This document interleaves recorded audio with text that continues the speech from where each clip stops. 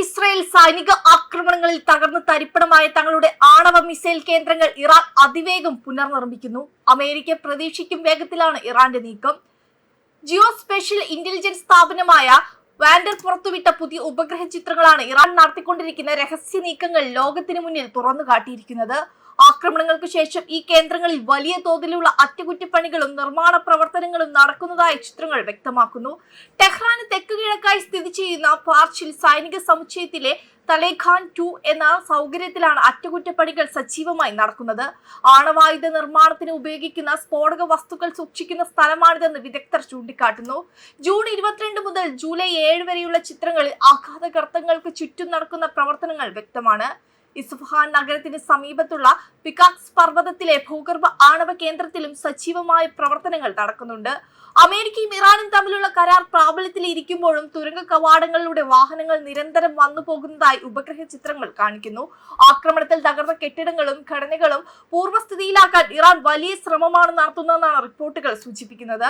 Iranian അധികൃതരോ അന്താരാഷ്ട്ര പരിശോധകരോ ഈ നിർമ്മാണങ്ങളുടെ യഥാർത്ഥ ലക്ഷ്യം ഔദ്യോഗികമായി സ്ഥിരീകരിച്ചിട്ടില്ല. എന്നാൽ മേഖലയിൽ സംഘർഷം രൂക്ഷമായിരിക്കെ ഇറാന്റെ ഈ പുനർനിർമ്മാണ പ്രവർത്തനങ്ങൾ ലോകരാജ്യങ്ങളെ വീണ്ടും ആശങ്കയിലാഴ്ത്തിയിരിക്കുകയാണ്. ആണവ പദ്ധതിയുമായി ബന്ധപ്പെട്ട് ഇറാൻ പുറത്തുവിടാത്ത നീക്കങ്ങൾ മേഖലയിലെ സുരക്ഷാ സന്തുലിതാവസ്ഥയെ തന്നെ തകിടം മറിച്ചേക്കും. ഏത് അടിയന്തര സാഹചര്യത്തെയും നേരിടാൻ തയ്യാറാണെന്ന സൂചനയാണ് ഇറാൻ ഈ നിർമ്മാണങ്ങളിലൂടെ നൽകുന്നത്. വരും നാളുകളിൽ ഈ കേന്ദ്രങ്ങൾ വീണ്ടും സജീവമായാൽ അത് കൂടുതൽ നയതന്ത്ര പ്രശ്നങ്ങൾക്ക് വഴിയൊരുക്കുമെന്നത് തീർച്ചയാണ്. അതേസമയം ഇടവേളയ്ക്ക് ശേഷം US ഇറാൻ സംഘർഷം പുനരാരംഭിച്ചതോടെ ഭീഷണിയും തിരിച്ചടിയുമായി US ഇറാനും നേർക്കുനേർ നിൽക്കുകയാണ്. തന്നെ വധിക്കാൻ നോക്കിയാൽ ഇറാനിലേക്ക് 1000 മിസൈലുകൾ പായുമെന്നാണ് US പ്രസിഡന്റ് ഡൊണാൾഡ് ട്രംപിന്റെ ഭീഷണി. തനിക്കെതിരെ വധശ്രമത്തിന് ഇറാൻ മുതിർന്നാൽ രാജ്യം കടുത്ത പ്രത്യാക്രമണം നേരിടേണ്ടി വരുമെന്നാണ് ട്രംപിന്റെ കനത്ത മുന്നറിയിപ്പ്. ഇറാന്റെ പരമോന്നത നേതാവായിരുന്ന ആയത്തുള്ള അലി ഖമേനിയുടെ സംസ്കാര ചടങ്ങുകൾക്കിടെ ട്രംപിനെ വധിക്കാൻ പരസ്യമായി ആഹ്വാനങ്ങൾ ഉയർന്ന പശ്ചാത്തലത്തിലാണ് ട്രംപിന്റെ രക്ഷാപ്രതികരണം. ഇറാന്റെ ഭാഗത്തു നിന്ന് വധശ്രമം ഉണ്ടായാൽ പ്രയോഗിക്കാനായി 1000 മിസൈലുകൾ ലോഡ് ചെയ്ത് കഴിഞ്ഞുവെന്നും ആവശ്യമെങ്കിൽ പ്രയോഗിക്കാൻ ആയിരക്കണക്കിന് മിസൈലുകൾ വേറെയും തയ്യാറാണെന്നാണ് ട്രംപ് പറഞ്ഞത്.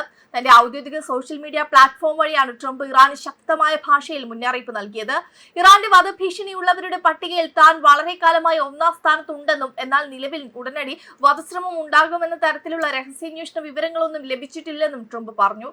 ഇറാനെ ഒരു കാരണവശാലും ആണവായുധം നിർമ്മിക്കാൻ അനുവദിക്കില്ലെന്നും ട്രംപ് കൂട്ടിച്ചേർത്തു.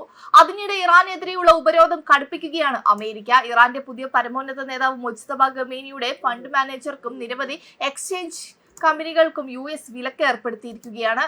വെബ് ഡെസ്ക് കർമ്മ ന്യൂസ്.